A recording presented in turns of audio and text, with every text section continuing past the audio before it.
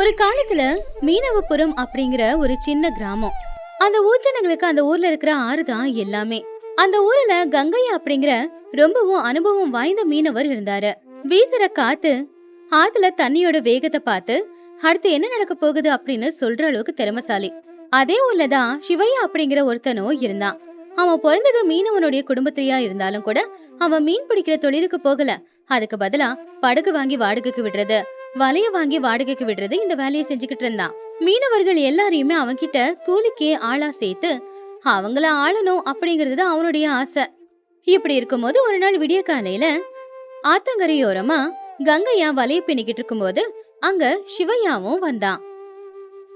கங்கையா, நான் சொல்றது உன் காதுல விழுதா இல்லையா? இனிமே இந்த பழைய படகு எடுத்துட்டு நீ ஆத்துக்குள்ள போகாத. என் புது படகு எடுத்துட்டு போ. அதில் கிடைக்கிற மீனெல்லாம் எனக்கு தான் சொந்தம்.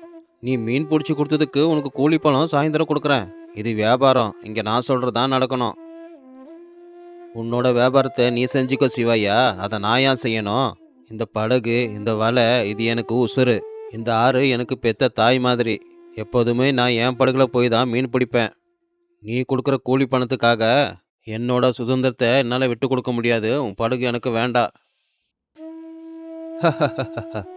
நீயே பிடிச்சிக்கிறியா? இது கேட்குறதுக்கு என்னமோ நல்லா தான் இருக்கும். ஆனால் உன் வயிற்றை இது நிரப்பாது. நீ தினமும் ஆற்றுக்கு போய் வலை போட்டு மீன் பிடிச்சாலும் 100 ரூபா சம்பாதிக்க மாட்டேன்ற. உன் குடும்பத்தோட கஷ்டம் என்ன அப்படின்றது எனக்கு நல்லா தெரியும். இதுவே என் படகுல போய் நீ மீன் பிடிச்சினா உனக்கு தினமும் 200 ரூபா கூலி கொடுக்குறேன். இது உனக்கு லாபம் தானே? என்னோட வீட்டை எப்படி பார்த்துக்கணும்னு எனக்கு தெரியும் சிவையா.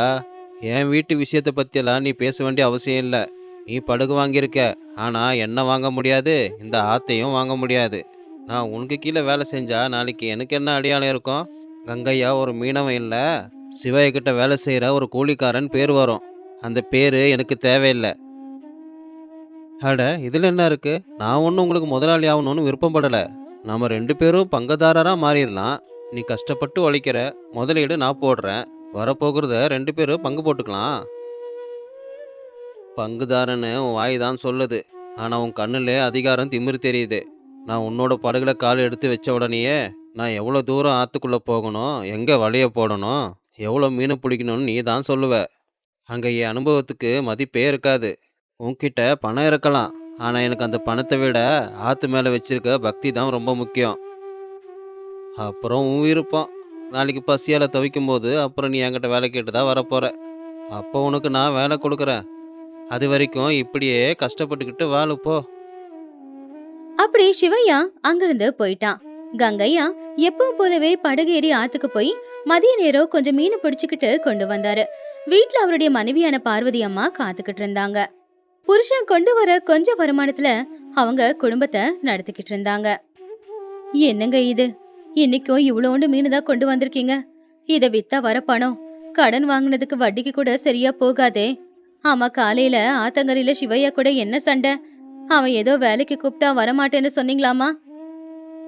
அவன் எனக்கு வேலை கொடுக்கல, அவன் என்ன அடிமையாக ஆக்க பார்க்குறான். அவன் படகுல போய் நான் மீன் பிடிக்கணுமா, அந்த மீனை அவனுக்கு கொடுக்கணுமா? அதுக்கு அவன் கூலி கொடுப்பானா? நான் யாருக்கும் கூலி ஆள் இல்லை. இந்த வீட்டுக்கும் என் படகுக்கும் நான் தான் முதலாளி. முதலாளிங்கிற வார்த்தை நம்ம வயித்த நிரப்பாதுங்க. நான் உங்களை மட்டமா நினைக்கிறேன் அப்படின்னு நினைக்காதீங்க. ஆனா காலம் மாறிக்கிட்டு இருக்கு. ஊர்ல இருக்கிற எல்லாருமே அந்த சிவைய கிட்டதான் வேலைக்கு போய்கிட்டு இருக்காங்க. அவங்க வீட்டுங்கள இருக்கிற கஷ்டம் எல்லாம் தீர்ந்துகிட்டு இருக்கு. நீங்க பழையபடியே இருந்தீங்கன்னா அப்புறம் நம்ம வீட்டுல கஷ்டம் அப்படியே இருக்கும். பார்வதி, நீனும் ஏன் அவனுக்கு ஏத்தா போல பேசுற? அவன் பேச்சு கேட்டு அவன்கிட்ட வேலைக்கு போனா என்கிட்ட இருக்கிற படகு சும்மாவே நின்று வீணா போகாதா? அந்த படகு எங்கள் அப்பா எனக்கு கொடுத்த சொத்து. அது வீணா போயிடுச்சுன்னா என் வாழ்க்கையே வீணா போயிடாதா? நான் கூலி வேலைக்கு போனால் நாளைக்கு ஊருக்குள்ளே எல்லாரும் கூலிக்காரனோட பொண்டாட்டி அப்படின்னு தானே உன்னை எல்லாரும் கூப்பிடுவாங்க. தினமும் அரை வயிறோட சாப்பாடு சாப்பிடுறதுக்கு பேரு கௌரவமாங்க. நான் சிவையாவோட சொத்தை பார்த்து ஆசைப்படல. ஆனா உங்க கஷ்டத்தை பார்த்து நான் கவலைப்படுறேன். நீங்க தனியா கஷ்டப்பட்டு ஆத்துக்கு போய் மீனை பிடிச்சு சம்பாதிக்கிறது 10 ரூபாய். ஆனா அவன் கரையில உட்காந்துக்கிட்டே 100 பணத்தை சம்பாதிக்கிறான். அப்படிப்பட்டவன் கிட்ட வேலைக்கு போறதுல என்னங்க தப்பு? தப்பு படகுல இல்லை பார்வதி, அவங்கிட்ட இருக்கு. இந்த ஆறு யாருக்கும் சொந்தம் இல்லை. ஆனால் விட்டா அவன் இந்த ஆத்தையே விலைக்கு வாங்கிடுவேன்னு சொல்லுவான். எந்த இடத்துல எங்கே வலை போடணும்னு அவன் தான் முடிவு பண்ணுவான். இத்தனை வருஷமா இந்த தொழிலில் இருக்கிற என்னோட அனுபவத்தை அவன் மதிக்கவே மாட்டானே. அதை நான் எப்படி தாங்கிக்கிறது? உங்க மனசு எனக்கு புரியுதுங்க. ஆனா கடன்காரங்க நாளைக்கு வாசல்ல வந்து நிப்பாங்களே, அவங்களுக்கு நாம என்ன பதில் சொல்ல போறோம்? இந்த குடும்ப பாரத்தை தாங்குற ஒரு மனைவியா நான் கேக்குறேன். நம்ம எதிர்காலம் என்னங்க? என்னை நம்பு பார்வதி. நான் அந்த ஆத்தை நம்பி வாழ்ந்துக்கிட்டு இருக்கேன். அந்த ஆறு என்னைக்குமே என்னை கைவிடாது. நான் நேர்மையாக தலை நிமிர்ந்து நடக்கணும்னா நான் சொந்தமாக தான் என் தொழிலை செஞ்சாகணும். தயவு செஞ்சு எனக்கு கொஞ்சம் அவகாசம் கொடு. கங்கையோட பேச்ச கேட்டு பார்வதி அம்மா எதுவுமே சொல்லவே இல்ல. இன்னொரு பக்கம் சிவையா அவனுடைய நண்பனான ரங்கைய கூட இத பத்தி தான் பேசிக்கிட்டு இருந்தான். கங்கையாவை எப்படியாவது அவனுக்கு கீழே வேலைக்கு வச்சுக்கணும்ன்றது சிவையோட ஆசை. அதுக்கு காரணம் கங்கையோட திறமை மட்டும் இல்ல, எல்லா திறமசாலிங்களும் அவனுக்கு கீழே வேலை செய்யணுங்கிற அதிகார எண்ணம். பாத்தியா ரங்கா, அந்த கங்கையோட திமிர. அவன் பழைய படகு வச்சுக்கிட்டு என்னமோ மகாராஜா மாதிரி சுற்றிக்கிட்டு இருக்கான். அவன் அந்த பழைய படகு தூக்கி போட்டுட்டு என்கிட்ட வேலைக்கு வரணும். அதுக்கு ஏதாவது வழி இருந்தா சொல்லு. ஹம், அவரு ரொம்ப கடினமான மனுஷன். அவரை மாத்துறது கஷ்டம். அவரோட படகு விட்டுட்டு அவர் வரணும் அப்படின்னா அது ரொம்ப கஷ்டம்தான். அவர்கிட்ட போய் நேரெல்லாம் பேசி பார்த்தா அவர் கரிய மாட்டாரு. அவருடைய பலவீனம் என்னன்னு நம்ம பார்த்து அடிக்கணும். பலவீனமா? அவருக்கு அதெல்லாம் கூட இருக்கா? இருக்கு சிவாயா. அவன் வீடு, அவன் பொண்டாட்டி எல்லாருமே ரொம்ப கஷ்டத்தில் தான் இருக்காங்க. கங்கையாவோட பொண்டாட்டிக்கிட்ட போய் பேசு. அவங்க பழைய கடன் எல்லாமே நீ தீர்த்து வைக்கிறதா அவங்களுக்கு வாக்கு கொடு. பொம்பளைங்க வீட்டை பற்றி யோசிப்பாங்க. கண்டிப்பாக அதுக்கு அவங்க ஒத்துக்குவாங்க. நீ சொல்கிறது சரிதான். ஆனால் அவன் படகை என்கிட்ட அடகு வைக்கணும். அப்போ தான் அவனுக்குன்னு ஒரு படகு இருக்காது. என்கிட்ட கூலி வேலை செய்கிற அந்த நிலைமைக்கும் அவன் வருவான். நான் நினச்ச மாதிரியே பண்ணுறேன். அடுத்த நாள் காலையில சிவையா நேரா கங்கையோட வீட்டுக்கு போனா. அப்ப கங்கையா அவரு வீட்டு திண்ணையில உக்காந்துக்கிட்டு கிழிச்சு போன வலைய தைச்சுக்கிட்டு இருந்தாரு. சிவையாவை பார்த்ததும் கங்கையாவுக்கு கோவம் வந்துச்சு. என்ன கங்கையா, வலையை பின்னிக்கிட்டு இருக்க போல? இந்த பழைய வலையை வச்சு என்ன பண்ண போற? நான் என்ன வேணாலும் பண்ணிப்பேன் சிவையா. மீன் பிடிப்பேன், இல்லை ஆற்றுல தூக்கி போட்டு வருவேன். ஆமாம், உனக்கு என்ன வேலை இங்கே? ஒரு முக்கியமான விஷயத்த பேசிட்டு போகலான் தான் வந்தேன். பார்வதி அம்மா, கொஞ்சம் வெளியில வாங்க. உங்ககிட்டயும் கொஞ்சம் பேசணும். என்ன சிவையா, இங்க உனக்கு என்ன வேலை? பார்வதி அம்மா, உங்கள் கஷ்டம் எனக்கு தெரியும். ஊரில் நிறைய பேர்கிட்ட கடன் வாங்கியிருக்கீங்க அப்படிங்கிறது எனக்கு தெரியும். உங்களுக்கு உதவி செய்ய தான் நான் வந்திருக்கேன். உங்கள் கடனை நான் தீர்த்து வைக்கிறேன். உண்மையாவா சிவையா? ஆனா அதுக்கு பதிலா நாங்க என்ன பண்ணணும்? பார்வதி, அவன் சொல்கிறத நம்பாத. அவன் உதவி செய்கிறானா அதுக்கு பின்னாடி ஏதோ இருக்கும். அதெல்லாம் ஒன்றும் இல்லை கங்கையா. உங்கள் கடனை நான் அடைக்கிறேன். ஆனால் அது வரைக்கும் உங்கள் படகை என்கிட்ட அடகு வைக்கணும். நீங்கள் என் படகுல வேலைக்கு வரணும். உங்கள் கடன் தீர்ந்ததுக்கு அப்புறம் அந்த படகை நான் உங்களுக்கு அப்படியே கொடுத்துட்றேன். உங்கள் குடும்பத்துலேயும் எந்த பிரச்சனையும் இருக்காது. உங்கள் கடனும் தீர்ந்த மாதிரி இருக்கும். ஓஹோ, ரொம்ப புத்திசாலி தான்டா நீ. என் படகு உங்கள்கிட்ட அடகு வச்சிட்டா நான் உனக்கு அடிமை ஆயிடுவேன்ல. அந்த படகு என்னோட கௌரவம். அதை உன்கிட்ட கொடுத்தா உன் காலில் விழுந்த மாதிரி இருக்கும். என்ன ஆனாலும் இந்த கங்கையா யாரோட கால்லையும் விழமாட்டான். என்னங்க, கொஞ்சம் அமைதியா இருங்க. அவன் சொன்னதுல எந்த தப்பும் இல்லையே. படகு அடகு வைக்க சொல்றான், அவ்வளவுதானே. நம்ம கஷ்டம் எல்லாம் தீர்ந்ததுக்கு அப்புறமா நாம நம்ம படகு அவன்கிட்ட இருந்து மீட்டுக்கலாம் இல்லையா? பார்வதி, நீ இந்த குடும்பத்தோட தலைவி. நீ சொல்றதே நான் கேட்கணும் தான். ஆனால் நான் இந்த குடும்பத்தோட தலைவன். இவனுக்கு நான் அடிமையானா நாளைக்கு முன்னாடி எப்படி தலை நிமிர்ந்து நடப்பேன்? நீ அடகு வைக்க சொல்றது படகு இல்லை, என் கௌரவத்தை. கௌரவம் இல்லாமல் நான் எப்படி இருக்கிறது? கௌரவம் உன் பசியை போக்காது கங்கையா. நான் உன் பசியை போக்குறேன். உன் கடனையும் அடிச்சு வைப்பேன். அப்போ எந்த கஷ்டமும் இல்லாமல் நீ சந்தோஷமா வாழலாம் இல்ல? உனக்கு பணத்திமிரு வர வர அதிகமாயிருச்சு சிவையா. ஆனால் ஒன்று ஞாபகத்தில் வச்சுக்கோ. அந்த ஆற்றுக்கு ஏழைங்க பணக்காரன்னு தெரியாது. என் படகு சின்னதாக இருக்கலாம், ஆனால் அது எங்கள் அப்பா எனக்காக கொடுத்த சொத்து. உன் படகை காட்டி என் அனுபவத்தை நீ விலைக்கு வாங்க முடியாது. உன்னோட உதவி எதுவும் தேவையில்லை, இங்கேருந்து போ. சரி கங்கையா, உன்னோட விருப்பம். இனிமே நான் சொல்கிறதுக்கு ஒன்றும் இல்லை. நானும் பார்க்குறேன். இந்த ஊரில் என்னை எதிர்த்தவங்க யாரும் வாழ மாட்டாங்க. அதே மாதிரி நீனும் வாழ போகிறதில்ல. சிவையா கோவமா அங்கிருந்து போயிட்டான். கங்கையா ரொம்ப கோவமா உட்காந்துக்கிட்டு இருந்தாரு. பார்வதி அம்மா கண்ணுல கண்ணீர். வீடு இப்ப ரொம்ப அமைதியா இருந்துச்சு. ஆனா அந்த அமைதிக்கு பின்னாடி ரெண்டு பேரும் மனசுக்குள்ளேயும் நிறைய பயம் வந்துச்சு. ஒருத்தங்களுக்கு வீட்டோட கஷ்டம் முக்கியம், இன்னொருத்தங்களுக்கு சுயகௌரவம் முக்கியம். இப்படியே 2 நாளும் போச்சு. ஆகாயத்துல ஒரு மாற்றம் வந்துச்சு. வீசுற காத்துலயும் மாற்றம் வந்துச்சு. ஆத்துல இருக்கிற தண்ணியிலயும் மாற்றம் வந்துச்சு. கங்கையா அன்னைக்கு வானிலையில வந்த மாற்றத்தை அவரு உன்னிப்பா கவனிச்சுக்கிட்டு இருந்தாரு. இன்னைக்கு ஆத்துக்கு மீன் பிடிக்க போனா புயல் காத்து வீசி படகு கவிழ்றதுக்கான வாய்ப்பு இருக்கு. ஆனா இது தெரியாம சிவையா ஆட்களை 2 பேரை அவனுடைய படகு ஏறி ஆத்துக்குள்ள போய் மீன் பிடிச்சிட்டு வர்றதுக்காக அனுப்பிக்கிட்டு இருந்தான்.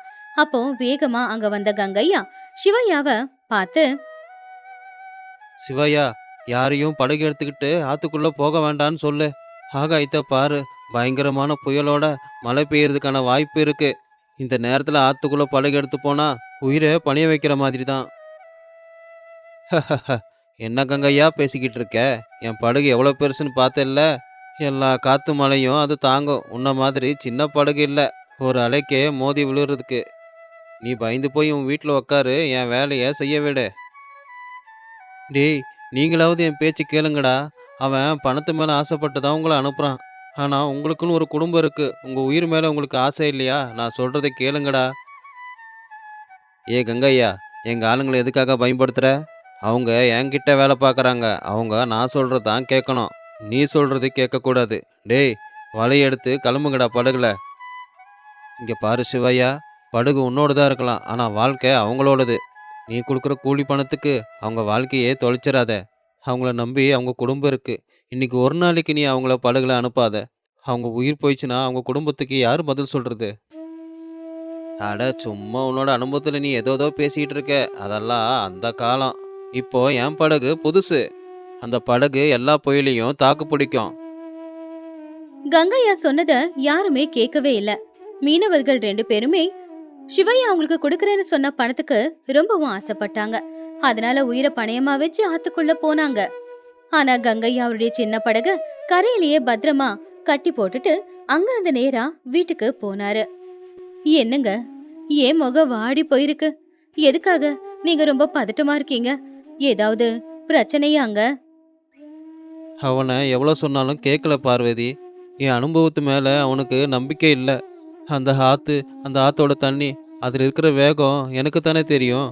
அது ஏன் அவன் கேட்க மாட்டேன்றான்? கங்கையா நினைச்ச மாதிரியே கொஞ்ச நேரத்துல புயல் காத்தோட சேர்ந்து மழையும் அடிக்க ஆரம்பிச்சது. அந்த புயல் காத்துல ஆத்துல அலைகள் எல்லாம் பெருசா வர ஆரம்பிச்சது.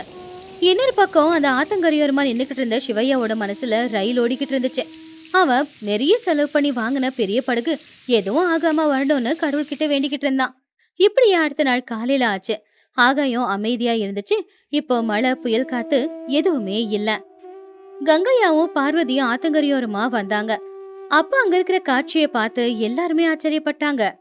சிவையா நேத்து பெருமையா பேசின அவனுடைய அந்த பெரிய படகு இப்போ ஆத்துல சுக்குநூறா உடைஞ்சு போய் ஒவ்வொரு துண்டா கிடந்துச்சு. அந்த கடவுளோட புண்ணியத்துல ஆத்துக்கு மீன் பிடிக்க போன 2 மீனவர்கள் மட்டும் எந்த ஒரு ஆபத்தும் இல்லாம நல்லபடியா கரைய வந்து சேர்ந்தாங்க. ஆனா சிவையாவோட சுக்குநூறா உடைஞ்சு போயிருக்கிற அந்த படகை பார்த்து சிவையா அங்கேயே முட்டி போட்டு அழ ஆரம்பிச்சிட்டான்.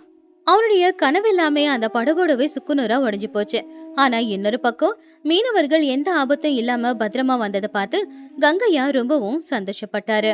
கரையோரமா இருந்த அவருடைய படகும் நல்லாதான் இருந்துச்சு. அப்ப மீனவர்கள் கங்கையாவோட கால்ல வந்து விழுந்து, கங்கை அண்ணன், எங்களை மன்னிச்சிடுங்க அண்ணன். உங்கள் பேச்சு கேட்காம நாங்கள் பெரிய ஆபத்தில் மாட்டிக்கிட்டோம். நல்ல வேலையா ஏதோ கடவுள் புண்ணியத்தில் தப்பிச்சு வந்துட்டோம். இனிமே நீங்கள் சொல்கிறத அப்படியே கேட்குறோங்க அண்ணன். எல்லாரும் பத்திரமா வந்திருக்கீங்க, அதுவே பெரிய விஷயம். நீங்கள் பண்ண தப்பு பணத்துக்கு ஆசைப்பட்டு இல்லை, பேராசைப்பட்டது தான். கங்கையா மெதுவா சிவையா பக்கத்துல போய் நின்னாரு. ஆனா சிவையாவால தலை நிமிந்து கூட அவரை பார்க்க முடியல. அவன் கண்ணுல இதுக்கு முன்னாடி இருந்த திமிரெல்லாம் இல்ல. அதுக்கு பதிலா அவன் அவனுடைய தோல்விய ஏத்துக்கிட்டான். ஆனா அவன் திமிருக்கு அவன் கொடுத்த பலி அவனுடைய படகு. இப்போ அவன் நம்பிக்கிட்டு இருந்த அந்த படகு அவன்கிட்ட இல்ல. நான் தோத்துட்டேன் கங்கையா. என் படகு, என் பணம், என் அதிகாரம் எல்லாமே தோத்து போயிடுச்சு. நீ சொன்ன மாதிரியே என் படகும் போயிடுச்சு. இப்போ என் கையில் எதுவுமே இல்லை. நீ தோத்ததுக்கு காரணம் இந்த ஆறு இல்லை சிவாயா, அது உன்னோட திமிரு. பணம், சொத்து, அதிகாரம் எல்லாம் இன்னைக்கு இருக்கும். ஆனா நாளைக்கு இருக்குமா? எப்பவுமே நமக்கு பொழப்பா இருக்கிற இந்த ஆத்த நம்ம தெய்வமா நினைச்சு கும்பிடணும். கங்கையா, நான் உன்னை விலை கொடுத்து வாங்கலான்னு பார்த்தேன். ஆனா இன்னைக்கு என்னோட பணத்திமிரு தான் எனக்கு பெரிய தண்டனையை கொடுத்து வாழ்க்கையில பெரிய பாடத்தை கற்றுக் கொடுத்துருக்கு.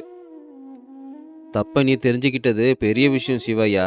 நீயும் எங்க கூடவே பிறந்தவன் தான். உனக்கு ஒரு கஷ்டம்னா அது எங்களுக்கும் தான். இனிமேலாவது மனுஷங்களையும் அதே மாதிரி இயற்கையையும் மட்டமாக நினைக்காத. படகு எவ்வளோ பெருசாக இருந்தாலும் அதை ஓட்டிக்கிட்டு போக வேண்டியது ஒரு மனுஷன் தானே. சிவையா கிட்ட சொல்றதுக்கு பதில் இல்ல. கங்கையா சிரிச்சுக்கிட்டே அவருடைய படகு கிட்ட போனாரு. அதுல இருக்கிற பழைய வலைய எடுத்து பொண்டாட்டி பார்வதிய பார்த்தாரு. பார்வதியோட முகத்துல சந்தோஷம். புருஷனை பார்த்து அவங்க ரொம்ப பெருமையும் பட்டாங்க. சிவையா தலையை குனிஞ்சுக்கிட்டு உடைஞ்சு போன அவருடைய படகை விட்டுட்டு அங்கிருந்து நேரா வீட்டுக்கு போயிட்டான். கங்கையா மறுபடியும் பழைய வலைய சரி பண்ணிக்கிட்டு உட்கார்ந்திருந்தாரு. ஆறு எப்பவும் போலவே ரொம்ப அமைதியா தான் இருந்துச்சு. கடைசியில சொத்து, திமிரு எல்லாமே தோத்து போய் சுய கௌரவமும் அனுபவமும் நின்னுச்சு. ஒரு காலத்துல இருந்த வெங்கடாபுரம் அப்படிங்கிற ஊரு அது. அந்த ஊர்ல ராமையா அப்படிங்கிற ஒரு மீனவன் வாழ்ந்துகிட்டு இருந்தான். பீமையா அப்படிங்கிற ஒரு ராட்சசன் தான் அந்த ஊரை ஆண்டுகிட்டு இருந்தான். பாவம் ஏழையான ராமையாவோட வீட்டுல ஒரு நாள் காலையில புருஷ பொண்டாட்டி 2 பேரும் இப்படி பேசிக்கிட்டு இருந்தாங்க. ஏங்க, மீன் பிடிக்கிறதுக்கு பழைய வலைய எடுத்துக்கிட்டு போறீங்க. நேத்து மாதிரி வலையில மீனே கிடைக்கலனா என்ன பண்றது? நாளைக்கு அந்த ஜமீன்தாரோட ஆட்கள் வரி கேட்டு வீட்டுக்கு வருவாங்களே, எனக்கு பயமா இருக்குங்க. அவங்க ரொம்ப மோசமானவங்க. உன் கவலை எனக்கு புரியுது சீதா. எனக்கும் கொஞ்சம் பயமா தான் இருக்கு. அந்த கடவுள் ஏன் தான் இவ்வளோ சோதனையை கொடுக்கறானோ? எப்படியாவது மீன் பிடிக்க போறேன்.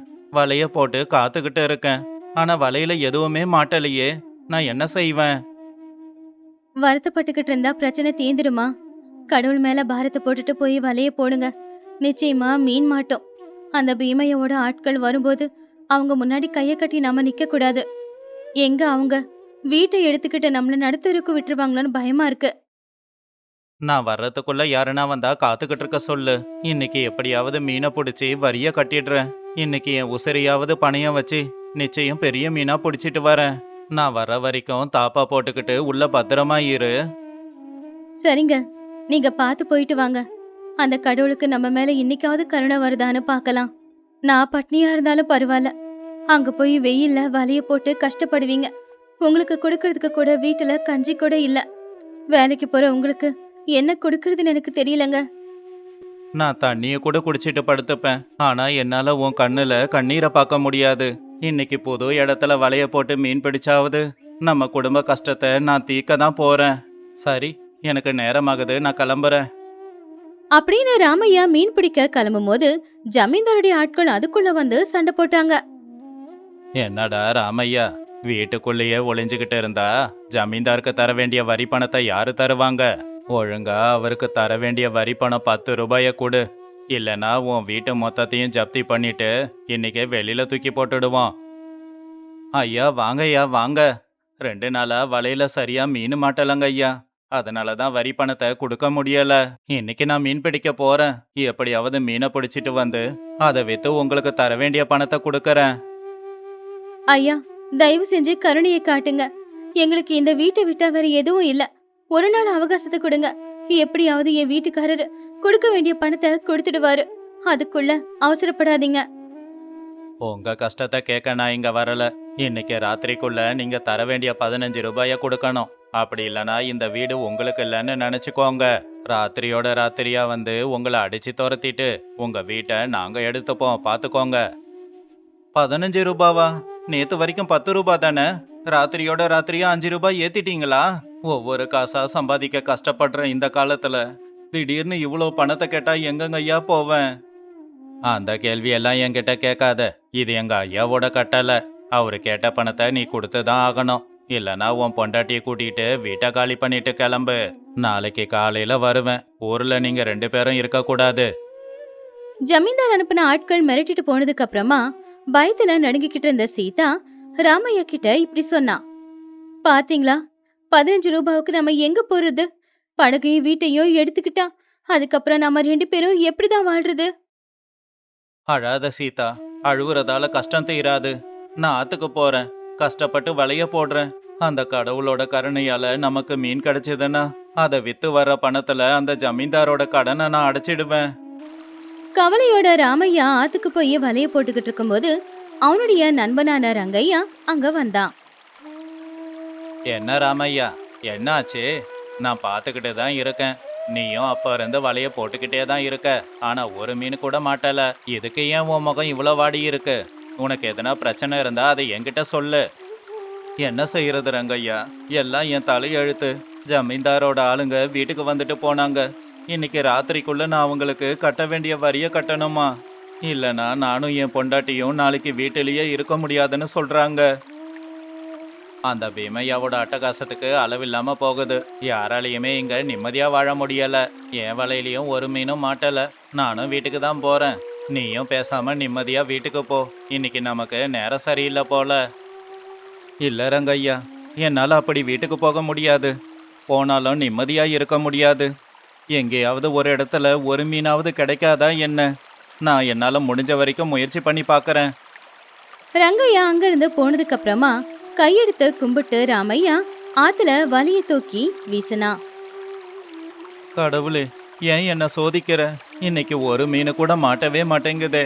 நான் மட்டும் ஜமீன்தாருக்கு வரி கட்டலைன்னா நானும் என் பொண்டாட்டியும் நாளைக்கு நடு தெருவுல தான் நிற்கணும். தயவு செஞ்சு என் மேல கருணை காட்டு. கொஞ்சமாவது மீனை கொடு. அப்போ திடீர்னு ராமையாவோட வலை ரொம்பவும் கனமாச்சு. அட, வலை என்ன இவ்வளோ கனமா இருக்கு? நிச்சயமா பெரிய மீன் தான் மாட்டி இருக்கும் போல. இதை வித்தா எனக்கு 15 ரூபாய் கிடைச்சிடும். அந்த கடவுள் என் மேல இறக்கப்பட்டு இந்த வாய்ப்பை கொடுத்துருக்கான் போல இருக்கு. அப்படின்னு அந்த வலையை இழுத்து பார்த்தா அதுல ஜொலி ஜொலிக்கிற 2 மீனுங்க மாட்டி இருந்துச்சு. அட, என்ன மீன் இது? இப்படி ஜொலிக்குதே. என் வாழ்க்கையில இவ்வளோ அழகான பெரிய மீனை பார்த்ததே இல்லை. இதை கொண்டு போய் வித்தா நிச்சயமா நிறைய பணம் கிடைக்கும். இப்பவே இதை சீதா கிட்ட சொல்லி சந்தோஷப்படணும். அந்த நேரத்துல வலையில மாட்டிக்கிட்ட அந்த தங்க மீன் ராமையா கிட்ட பேச ஆரம்பிச்சுது. ஐயா ராமையா, எங்களை கொன்னுடாத, எங்களுக்கு உயிர் பிச்சு போடு. வாழ்க்கை முழுக்க உனக்கு நாங்க கடன் பட்டிருப்போம். தயவு செஞ்சு மறுபடியும் ஆத்துல எங்களை தூக்கி போட்டுடு. எங்களை சந்தைக்கு கொண்டு போய் விற்காத. சுதந்திரமா ஆத்துல சுத்தன போல இருக்கு. எங்களை விட்டுடு. அட, யாரு பேசுறது? இங்க யாருமே இல்லையே. எனக்கு மூளை கெட்டு போச்சா? ஆனா யாரோ பேசுற குரல் எனக்கு கேட்டுக்கிட்டே இருக்கு. யாருங்க? யாராவது ஒளிஞ்சிருந்து பேசுறீங்களா? பயமுறுத்தாம கொஞ்சம் வெளியில வந்து பேசுங்க. உன் முன்னாடி கூடையில இருக்கேனே, நான் தான் பேசிக்கிட்டு இருக்கேன். நான் இந்த ஆத்துக்கே ராணி. இவங்க எல்லாரும் என்னுடைய ராஜ்யத்துல இருக்கிறவங்க. என்ன நம்பு. நான் சாதாரண மீன் இல்ல, நான் ஒரு புனிதமான மீன். இது உண்மை இல்லை. எனக்கு கஷ்டத்துல கொஞ்சம் மனசு சரியில்லைல்ல. அதனால எல்லாமே பிரம்மையாவும் கற்பனையாவும் இருக்கு போல. கடவுள் வறுமையில வாட்டிட்டு இப்ப என்ன பைத்தியக்காரனாவே ஆக்கிட்டானோ? இது பிரமையும் இல்ல, கற்பனையும் இல்ல. உண்மையிலேயே உன்னோட வலையில மாட்டிக்கிட்ட மீனை தான் நான் பேசிக்கிட்டு இருக்கேன். தயவு செஞ்சு எங்க உசுரை எடுக்காம தண்ணியில விட்டுடு. நீ ரொம்ப நல்ல மனசுக்காரன்னு எனக்கு தெரியும். எங்களை விட்டுடு. உங்களை விட்டுட்டா அதுக்கப்புறம் நான் இன்னைக்கு பணம் கட்டுறதுக்கு என்ன பண்ணுவேன்? உங்களை வித்தாதான் எனக்கு பணம் கிடைக்கும். என் பொண்டாட்டி ரொம்ப நாளா சாப்பிடாம பட்னியா இருக்கா. இன்னைக்கு அவ பசியை நான் தீர்த்தாகணும்.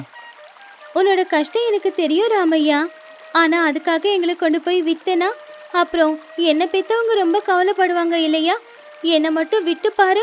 உனக்கு என்ன கஷ்டம் வந்தாலும் அந்த கஷ்டத்துல நான் நிச்சயமா உனக்கு உதவி செய்வேன். உங்களை விட்டுட்டா அதுக்கப்புறம் வெறும் கையோட போய் என் பொண்டாட்டி முகத்துல எப்படி நான் முழிப்பேன்? அந்த ஜமீன்தாருக்கு வேற ராத்திரிக்குள்ள 15 ரூபாய் கொடுக்கணும். என்கிட்ட வேற வழி இல்லை. உங்ககிட்ட எதனா வழி இருந்தா சொல்லுங்க. உயிரோட மதிப்புக்கு எதுவுமே ஈடாகாது. தயவு செஞ்சு எங்களை காப்பாத்து. நீ செஞ்ச உதவி என்னைக்கா இருந்தாலும் உனக்கு பலனை நிச்சயமா கொடுக்கும். எங்களை நீ காப்பாத்துனா உனக்கும் உன் மனைவிக்கும் காலம் முழுக்க நாங்க நன்றி கடனோட இருப்போம். ஒரு பக்கம் பசி, இன்னொரு பக்கம் கடன், ரெண்டுமே போட்டு என்ன கொண்டுகிட்டு இருக்கு. ஆனா மனுஷங்க மாதிரி பேசுற உங்களை கொள்ள எனக்கு மனசு வரல. உங்களை நான் விட்டுடுறேன். என் தலையில என்ன எழுதியிருக்கோ அது அப்படியே நடக்கட்டும். அப்படின்னு மனச மாத்திக்கிட்ட ராமையா வலையில மாட்டிக்கிட்ட மீனுங்களை கவனமா ஆத்துல விட்டுட்டான். ரொம்ப நன்றி ராமையா, இந்த உதவிய நாங்க என்னைக்குமே மறக்க மாட்டோம். உன்னை மட்டும் ஞாபகத்துல வச்சுக்கோ. உனக்கு எப்ப என்ன பிரச்சனை வந்தாலும் சரி, இந்த ஆத்தங்கரையோரமா வந்து நின்னு என்ன கூப்பிடு. நிச்சயமா வந்து உன்னுடைய பிரச்சனைய நான் தீர்த்து வைப்பேன். 2 பேரும் சந்தோஷமா போங்க. நான் வீட்டுக்கு போய் என் பொண்டாட்டியை கட்டி பிடிச்சிக்கிட்டு அழணும். அவளும் அழுவா. அந்த பீமையா ஏமாத்துக்காரன். நாளைக்கு அவன் எங்களை என்ன பண்ண போறானே தெரியல. அப்படி அந்த மீனுங்களை ஆத்துல விட்டுட்டு வெறும் கைய வீசிக்கிட்டு மனசுல பாரத்தோட ராமையா வீட்டுக்கு வந்தான். என்னங்க, வெறும் கையோட வந்திருக்கீங்க? அப்படின்னா இன்னைக்கு வலையில மீன் எதுவும் மாட்டலையா? ஐயோ, அப்படின்னா நாளைக்கு அந்த ஜமீன்தாருக்கு எப்படிங்க நம்ம காசு கொடுக்க போறோம்? அவங்க ஏற்கனவே கோவமா இருக்காங்க. பணம் கொடுக்கல நம்மள நடுத்தெருல இழுத்து போட்டுருவாங்க. இல்ல சீதா, இன்னைக்கு வலையில மீன் கிடைக்கல. கிடைச்ச மீனையும் நான் பொழைச்சி போகட்டும்னு விட்டுட்டேன். அவ்வளவுதான். உன் பசியை தீர்த்து வைக்க என்னால முடியல. இனி அந்த ஜமீன்தாரு நம்மள அவமானப்படுத்துவான். ஆனா ஏன் இத்தனை நாளா தலை நிமிந்து நம்ம ஊருக்குள்ள நாம நடந்துகிட்டு இருந்தோம். யாருக்கிட்டையும் எதுக்காகவும் கையேந்தினதும் இல்ல. ஆனா அப்படிப்பட்ட நமக்கு எதுக்காகங்க இப்படி ஒரு மோசமான நிலைமை? அப்படின்னு அவங்க பேசிக்கிட்டு இருக்கும் போதே ஜமீன்தார் பீமையா, வேலைக்காரன் கோட்டையா, அடியாள் எல்லாரும் அங்க வந்தாங்க. என்ன ராமையா, என்ன முடிவெடுத்திருக்க? பணம் வச்சிருக்கியா இல்ல வீட்டை விட்டு வெளியில போறியா? டேய், வீட்டுக்குள்ள போய் எல்லா பொருளையும் தூக்கி வெளியில போடுங்க. ஐயா, தயவு செஞ்சு அப்படியெல்லாம் பண்ணிடாதீங்க. இன்னைக்கு ஒரே ஒரு நாள் அவகாசம் கொடுங்க. இன்னைக்கு எனக்கு மீன் கிடைக்கல, ஆனா நாளைக்கு கிடைக்கும். நாளைக்கு கிடைச்சதும் உங்க பணத்தை வட்டியோட சேர்த்து கண்டிப்பா கொடுக்கறேன். என்னடா, எங்க ஐயா ஒரு முடிவெடுத்ததுக்கு அப்புறம் அவரை எதிர்த்து பேசுறியா? அவர் ஒரு முடிவு பண்ணிட்டா அப்புறம் மாத்திக்க மாட்டாரு. நீ பேசினதெல்லாம் போதும். முதல்ல வீட்டை காலி பண்ணிட்டு உடனே கிளம்பு. சரி, போனா போகுதுன்னு உனக்கு ஒரு வாய்ப்பை கொடுக்கறேன். உனக்கு ஒரு கஷ்டமான வேலையை கொடுக்கறேன். அந்த வேலையை நீ செஞ்சு முடிச்சா உன் கடனை நான் தள்ளுபடி பண்ணுவேன். உன்னால அந்த வேலையை செய்ய முடியுமா? என்ன வேலைங்க ஐயா? சொல்லுங்க ஐயா. என் உசுரை கூட பணையம் வச்சு நான் அந்த வேலையை முடிக்கிறேன். தயவு செஞ்சு எங்க வீட்டை மட்டும் எங்க கிட்ட இருந்து வாங்காதீங்க. நேத்து நம்ம ஊர் ஆத்துல நான் படகுல வரும்போது என் கையில போட்டு இருந்த மோதிரம் ஆத்துல விழுந்துடுச்சு. நீ போய் அந்த மோதிரத்தை தேடி கொண்டு வந்தீனா உன் கடனை தள்ளுபடி பண்றேன். இது ரொம்ப அநியாயங்க ஐயா.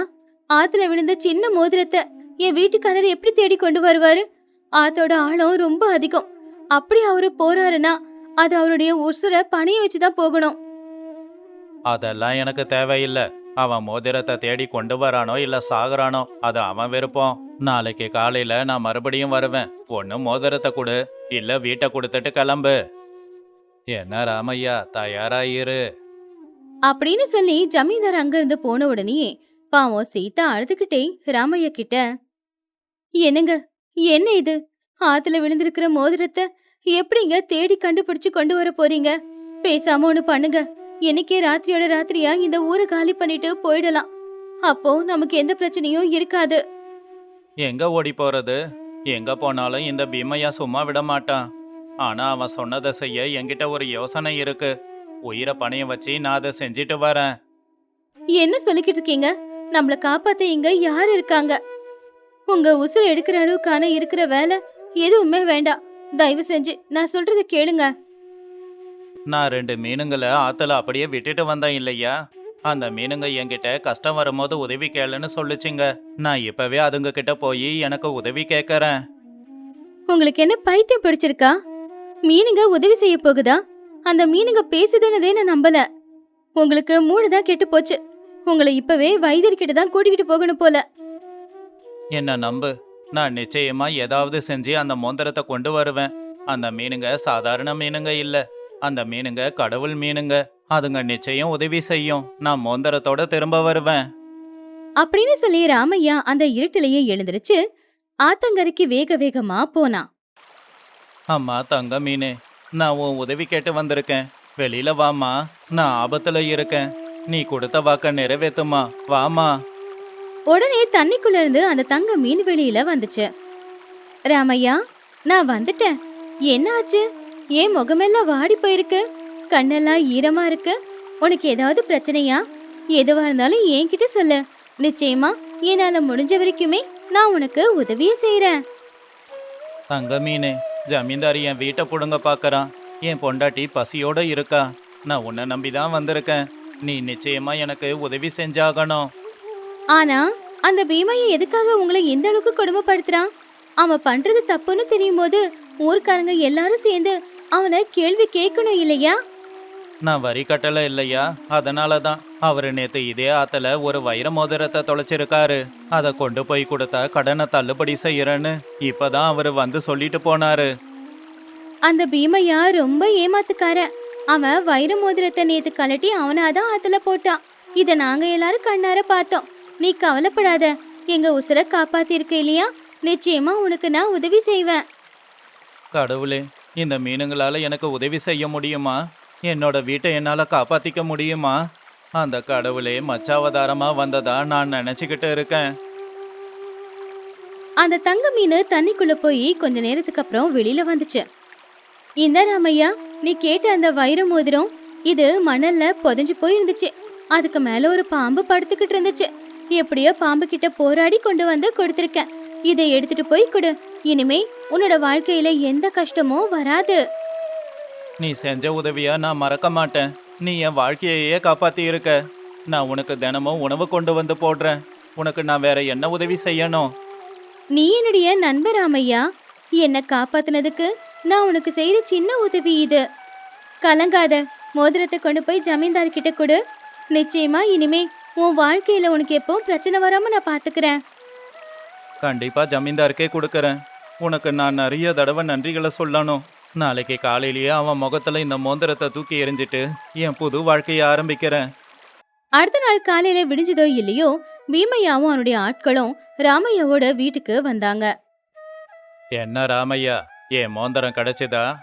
இல்ல நீங்க 2 பேரும் ஊரை விட்டு போக தயாரா இருக்கீங்களா? எப்படியும் மோதிரத்தை கொடுக்க போறதில்ல. உடனே வீட்டை விட்டு வெளியில போங்க. என்னடா, மோதிரத்தை கொண்டு வந்த மாதிரியே தெரியலையே. உன்ன மாதிரி பயந்தாங்கோழி எல்லாம் எப்படி ஆத்தோட ஆழத்துக்கு போய் மோதிரத்தை கொண்டு வர முடியும்? சீக்கிரம் கிளம்புங்க இருந்து. ஏன் இப்படி அநியாயம் பண்றீங்க? மனுஷங்க போக முடியாத ஆழத்துல இருக்கிற மோதிரத்தை அவர் எப்படி கொண்டு வருவாரு? உங்களுக்கு கொடுக்க வேண்டிய பணத்தை அவரு கொடுத்துருவாரு. தயவு செஞ்சு நீங்க எல்லாரும் கிளம்புங்க. நான் தான் கொண்டு வரேன்னு சொன்னேன் இல்லைங்க ஐயா. இதோ இதுதான் உங்க வைர மோதிரம். இது உங்களோடது தானா இல்ல உங்களோடது இல்லையான்னு பார்த்து சொல்லுங்க. ஜமீன்தார் கையில ராமையா வச்ச மோதிரத்தை பார்த்து ஜமீன்தார் ஆச்சரியப்பட்டாரு. என்னடா இது? இது என்னோட மோதிரம் தான். ஆனா ஆத்தோட ஆழத்துக்கு எப்படி போய் இதை கொண்டு வந்த? ஆத்தோட ஆழத்துக்கு போக எந்த மனுஷனால முடியும்? நீ என்ன பேயா? ஆமாங்க ஐயா, இவனுக்கு மாய மந்திரம் எல்லாம் தெரியும் போல. நாளைக்கு நம்ம மேல ஏதாவது பண்ணி உசுருக்கு ஆபத்து வர வச்சிட போறான். நமக்கு எதனா ஆகிறதுக்குள்ள இங்கிருந்து ஓடி போயிடலாம் வாங்க. எனக்கு மாய மந்திரம் எல்லாம் தெரியாது. நேர்மையோட இருக்கிறவங்களுக்கு கடவுள் துணையா இருப்பான்னு சொல்லுவாங்க இல்லையா? அந்த கடவுளே எனக்கு துணையா இருக்கான். எங்களை இனிமேலாவது நிம்மதியா வாழ விடுங்க. இங்க பாரு ராமையா, உன்னால ஆத்தோட ஆழத்துக்கு போக முடியும்னா அங்க நிறைய புதையலுங்க இருக்கும். தினமும் எனக்கு அந்த புதையலுங்களை கொண்டு வந்து கொடு. உன்னை நான் ராஜா மாதிரி வச்சு பாத்துக்கறேன். ஐயா, அது மகாராஜா வாழ்க்கை இல்ல, உங்களுக்கு அடிமையா இருக்கிற வாழ்க்கை. அந்த வாழ்க்கை எனக்கு வேண்டாம். இப்ப நீங்க கடனை தள்ளுபடி பண்றீங்களா இல்ல பஞ்சாயத்தை கூட்டவா? சரி சரி, உன்னோட கடனை நான் தள்ளுபடி பண்றேன். போலாம் வா கோட்டையா. இவன் ஆள் பார்க்க ஒரு மாதிரியா தான் இருக்கான். இங்க இருக்கிறது நல்லதில்ல. சரிங்க ஐயா. டே ராமையா, இன்னைக்கு நீ ஜெயிச்சிருக்கலாம். ஆனா எப்பவும் ஜெயிச்சுக்கிட்டே இருக்க முடியாது. உனக்குன்னு ஒரு நாளை குறிச்சு வச்சுட்டு அன்னைக்கு நாங்க வருவோம் பாரு. பயத்துல ஜமீன்தாரும் அவருடைய அடியாட்களும் எல்லாருமே அங்கிருந்து அவங்க வீட்டுக்கு போயிட்டாங்க. என்னால இதை நம்பவே முடியலங்க. உண்மையிலேயே அந்த பேசுற மீனுதான் இந்த மோதிரத்தை கொண்டு வந்து கொடுத்துச்சா? இது ஆச்சரியமா தான் இருக்கு, ஆனா சந்தோஷமாவும் இருக்கு. இனிமே நமக்கு எந்த கஷ்டமும் இல்லைங்க. ஆமா சீதா, நாம செய்யற நல்லது எங்கேயும் போகாது.